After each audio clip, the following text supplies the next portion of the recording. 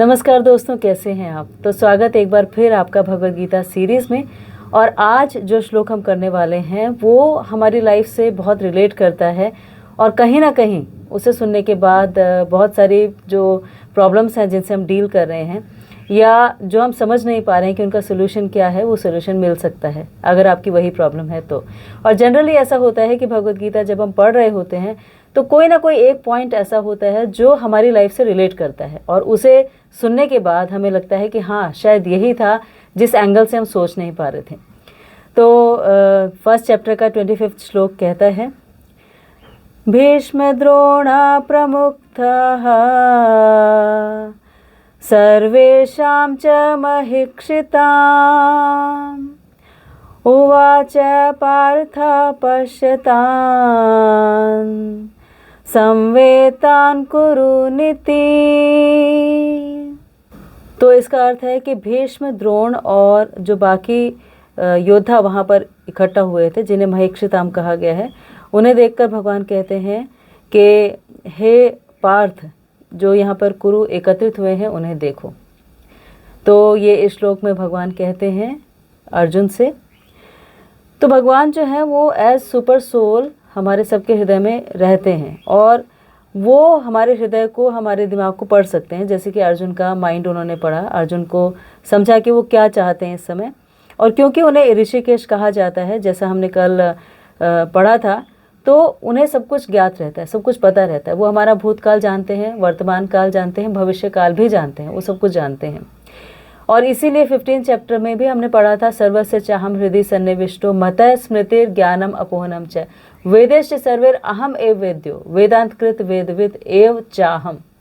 कि मैं सबके हृदय में रहता हूँ, मुझसे ही ज्ञान आता है, मुझसे ही विस्मृति आती है यानी भूलते हैं, और मुझसे ही याददाश्त रहती है, सब कुछ मुझसे ही उद्धत होता है। इसीलिए अगर हम कुछ याद रख पा रहे हैं, अगर हम बहुत अच्छा कुछ बता पा रहे हैं या हमारे माइंड में रहता है, तो इसका मतलब वो जो शक्ति दी है वो भी भगवान ने दी है। तो किसी भी तरह से अगर हम देखें तो कोई भी कारण ऐसा नहीं है जिसमें कि हम अपने आप को कर्ता माने या ये माने कि हम अपने आप को क्रेडिट दे सकते हैं। हर चीज़ का क्रेडिट सिर्फ उन्हीं का है। कर्ता भी वो हैं, कारण भी वो हैं, करवाने वाले भी वही होते हैं और उसका रिजल्ट भी वही होते हैं। इसीलिए हम सिर्फ एक निमित्त मात्र रहते हैं। निमित्त मात्र मतलब सिर्फ एक इंस्ट्रूमेंट की तरह होते हैं। और जब हम इस बात को याद रखते हैं तो हमारे अंदर एक विनम्रता रहती है, कभी ईगो नहीं आती और हम अपनी लाइफ के पर्पस को ठीक से समझ पाते हैं। इसीलिए इस बात को हमेशा याद रखना चाहिए। तो यहाँ पर हमने देखा, इससे पहले हमने देखा था कि अर्जुन ने भगवान कृष्ण से कहा था कि आप मेरे रथ को वहाँ लेकर चलिए जहाँ से मैं दोनों सेनाओं को देख सकूँ। तो भगवान वो रथ लेकर बीच में आ गए। अब बीच में आने के बाद उन्होंने अर्जुन से कहा कि अर्जुन, ये देखो तुम्हारे सामने जो उपस्थित हैं, ये उन कुरुओं को देखो। और इसके बाद जो अगला श्लोक है उसमें भी वो, इसमें तो इन्होंने भीष्म, द्रोणाचार्य और बाकी जो थे महायोद्धा महिक्षिताम जिन्हें कहा गया उन्हें बताया। और उसके बाद में वो कहते हैं कि इसी में ही तुम्हारे पिता, पितामह, तुम्हारे टीचर्स, तुम्हारे जो और रिलेटिव्स हैं सब हैं, तुम्हारे भाई, तुम्हारे बेटे, तुम्हारे ग्रैंडसन्स, तुम्हारे friends, father in law, well wisher, सबके सब भी इसी सेना में इकट्ठे हैं। तो ये अर्जुन को जब भगवान लेकर गए तो इतनी बड़ी सेना थी वहाँ पर। 11 अक्षौहिणी सेना थी कौरवों की और 7 अक्षौहिणी सेना थी पांडवों की, और टोटल 1,66,20,000 लोग वहाँ पे उपस्थित थे। उनमें से सोचिए कि भगवान अर्जुन को जानबूझकर भीष्म, पितामह और द्रोणाचार्य के सामने लेके गए। क्यों? क्योंकि ये एक पृष्ठभूमि थी जो तैयार हो रही थी कि भगवद गीता बता के भगवान उसको सही रास्ता दिखाना चाहते थे अर्जुन को। तो वो जो इमोशनल कनेक्शन था उसे इन्वोक करने के लिए भगवान जानबूझकर रथ को वहीं लेकर गए जहाँ से इन्हें वो ठीक से देख सकें। चाहते तो औरों को भी देख सकते थे, लेकिन इन्हें देखना ज़रूरी था। तो इससे बहुत सारी चीज़ें हम जान पाते हैं अपनी लाइफ के बारे में भी। कि पहली बात तो ये कि जब अर्जुन ने देखा उनके सामने कौन खड़े हैं, पूरी एक स्टोरी की तरह है। अगर आप इसे एनालाइज कर रहे होंगे, अभी तक हमने जितने श्लोकास पढ़े, आपके साथ साथ मैं भी इसे जब पढ़ रही हूँ तो मुझे भी हर बार एक नया मीनिंग मिलता है। दो मैंने बहुत बार पढ़ी हुई है, लेकिन फिर भी जितनी बार भगवद गीता हम पढ़ते हैं हमें एक नया मीनिंग मिलता है। और कभी भी ऐसा नहीं होता कि आप बोर हो जाएं, आपको लगे कि आपने तो ये सब जान रखा है, पढ़ रखा है, तो फिर अब दोबारा पढ़ने की क्या ज़रूरत है। नहीं, हर बार एक नया मीनिंग मिलता है। और यही जो स्पिरिचुअल टेक्स्ट होते हैं, जो ग्रंथ होते हैं, जो स्क्रिप्चर्स होते हैं, उनको पढ़ने का एक ब्लिस है, एक आनंद है कि हर बार आपको नया मीनिंग मिलेगा, हर बार आप नई इंटरप्रिटेशन उसकी कर सकते हैं।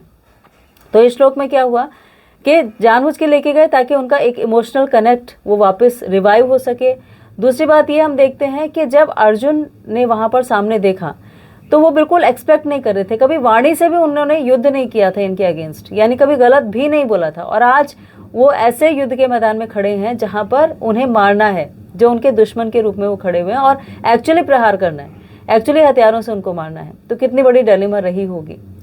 और इससे ये भी समझ में आता है कि लाइफ में कभी भी किसी भी चीज़ के लिए हमें प्रिपेयर्ड रहना चाहिए, कुछ भी हो सकता है। ये लाइफ इतनी अनप्रिडिक्टेबल है, इतनी क्षणभंगुर है, और इतनी सारी प्रोपेंसिटीज़ लोगों में होती हैं। कोई हमें चीट कर सकता है, कोई हमें परेशान कर सकता है, किसी से हम बहुत विश्वास करते हैं, विश्वासघात कर देता है। तो कोई भी सर्कमस्टांसेस कैसे भी आ सकती हैं। अगर हम इसके लिए प्रिपेयर्ड हैं तो फिर हम उस सिचुएशन में भी बैलेंस्ड रहेंगे। नहीं तो जनरली ऐसा होता है कि लोग उस दुख को, उस परेशानी को झेल नहीं पाते। अब तो इतने ज़्यादा सुसाइडल अटेम्प्ट्स बढ़ गए हैं, इसका रीज़न यही है कि हम जिस सिचुएशन के लिए प्रिपेयर्ड नहीं थे वो हमारी लाइफ में आ गई, तो हमें समझ ही नहीं आता कैसे डील करना है, और हम परेशान हो जाते हैं। तो अर्जुन की स्थिति बिल्कुल ऐसी ही थी कि वो समझ ही नहीं पा रहे थे कि क्या हो गया। जो उनके पितामह थे, जिनकी गोद में बैठकर वो बड़े हुए, इन्होंने सब कुछ सीखा, जो उनके गुरु थे, द्रोणाचार्य थे, उन्होंने उनको धनुर्विद्या सिखाई, कृपाचार्य थे, वो भी उनके गुरु थे। इसके अलावा उनके अपने सगे भाई बहन और इतने सारे लोग, उनके जो ससुर भी थे, उसमें जो उनकी वाइफ के पिता थे वो भी थे। बहुत सारे ऐसे लोग जो कभी एक्सपेक्ट ही नहीं कर सकते थे कि मेरे अगेंस्ट खड़े होंगे। ऐसे लोगों को देख के अर्जुन बहुत ज़्यादा इमोशनली इम्बैलेंस्ड फील कर रहे थे, और भगवान यही चाहते थे कि अर्जुन उस थ्रेशोल्ड पर पहुंच जाए जहां से वो भगवत गीता सुनने के लिए सही पात्र बने। क्योंकि अगर वो सीकर नहीं होते तो कभी भी भगवत गीता का मीनिंग अर्जुन समझ नहीं पाते। तो ऐसे हमारी लाइफ में हम बहुत कुछ किसी को बताना चाहते हैं कि हमें कोई बहुत अच्छी चीज़ मिले और हम उसको बताना चाहें, लेकिन जब तक वो सही टाइम नहीं आता है, जब तक वो उसके लिए इंटरनली प्रिपेयर्ड नहीं होता है, तब तक उसे बताने का कोई फ़ायदा नहीं, क्योंकि वो उसके अंदर ही नहीं जाएगा। तो अर्जुन इस बात के लिए अभी तक प्रिपेयर्ड नहीं थे कि भगवत गीता उन्हें सुनाई जाए, बट धीरे धीरे स्टेप बाय स्टेप भगवान अर्जुन को प्रिपेयर कर रहे थे ताकि भगवत गीता का मर्म वो समझा सके। और कृष्ण जो है अर्जुन के सिर्फ रथ के सारथी नहीं थे, अर्जुन के अंदर जो कुछ चल रहा था उसमें जो एक उन्हें एक गाइड, एक मेंटोर, एक फ्रेंड, एक फिलोसोफर की ज़रूरत थी, एक सारथी की ज़रूरत थी। तो भगवान अंदर से भी अर्जुन को गाइड कर रहे थे। तो इसीलिए कहा गया है सर्वस्य चाहम हृदय सन्निविष्टो मतः स्मृतिर ज्ञानम अपोहनम च, कि मैं सबके हृदय में विराजमान रहता हूँ। तो जिस दिन हमारे हृदय से हमें लगेगा, हमारे मन से हमें लगेगा कि हमें कुछ जानना है, कुछ समझना है, तो उस दिन भगवान हमारी पूरी हेल्प करेंगे। तो जैसे अर्जुन को प्रिपेयर कर रहे हैं, ऐसे कई बार हमारी लाइफ में ऐसी सिचुएशंस आ जाती हैं जिसमें हमें भी प्रिपेयर कर रहे होते हैं। तो उस प्रिपरेशन में हमें एक्सेप्टेंस रखनी चाहिए, हमें घबरा नहीं जाना चाहिए, हमें ये विश्वास होना चाहिए कि जो कुछ हो रहा है ये डॉट्स अभी हमें दिखाई नहीं दे रहा, कनेक्ट नहीं कर पा रहे, लेकिन एक टाइम ऐसा आएगा जब ये सारे डॉट्स कनेक्ट हो जाएंगे और हम समझ पाएंगे कि ये जो हो रहा था हमारे साथ, ये क्यों हो रहा था। तो ये श्लोक से हम सीखते हैं। फिर इसमें ये बताया गया है कि जैसे अर्जुन सामने सबको देख रहे थे तो उन्हें लग रहा था कि ये मेरे पितामह हैं, ये मेरे गुरु हैं, ये मेरे भाई हैं, ये मेरे ससुर हैं, सब हैं। तो भगवान अर्जुन को ये बताना चाह रहे थे कि देखो ये सारे के सारे जो रिलेशनशिप्स हैं ये सब के सब बॉडीली प्लेटफॉर्म पे हैं, जबकि एक्चुअल रिलेशनशिप जो है वो इस बॉडी से अलग है। क्योंकि जैसे हमारी डेथ होती है तो सारे रिलेशंस हमारे जितने भी होते हैं वो हमें हमारे नाम से भी नहीं बुलाते, हम उनके लिए एक बॉडी हो जाते हैं, और वो बस इस जल्दी में रहते हैं कि कब ये सारा का सारा काम निपटे और हम चले जाएं। तो वो नाम भी खत्म हो जाता है। तो सोचिए रिलेशंस तो कैसे रह पाएंगे मृत्यु के बाद। इसीलिए भगवान ये बताना चाहते हैं कि अर्जुन, तुमने बहुत ज़्यादा नॉलेज गेन कर रखी है, तुम बहुत लर्नेड हो, लेकिन तुमने उसको प्रैक्टिकली अप्लाई नहीं किया। और ये जो टाइम है ये उसे प्रैक्टिकली अप्लाई करने का है। दो चीज़ें होती हैं, एक होता है ज्ञान, एक होता है विज्ञान। ज्ञान का मतलब हमें थ्योरेटिकल नॉलेज मिलती जाना, और विज्ञान का मतलब उसे अप्लाई करना। तो अर्जुन ने जो नॉलेज गेन किया हुआ था, अर्जुन को पता था कि वो आत्मा है, अर्जुन को पता था कि उनके भगवान के साथ शाश्वत संबंध है, लेकिन उसे प्रैक्टिकली अप्लाई नहीं किया था। बट ये जो सिचुएशन अर्जुन की लाइफ में आई उससे वो प्रैक्टिकली अप्लाई कर सकते थे और कर रहे थे इस सिचुएशन को देखते हुए। तो ये दूसरा लेसन में इसे ड्रॉ करते हैं। फिर उन्हें गुड़ाकेश कहा गया था पिछले श्लोक में। तो गुड़ाकेश का मतलब जिसने अंधकार को जीत लिया है, जिसने इग्नोरेंस को जीत लिया है, अज्ञान को जीत लिया है।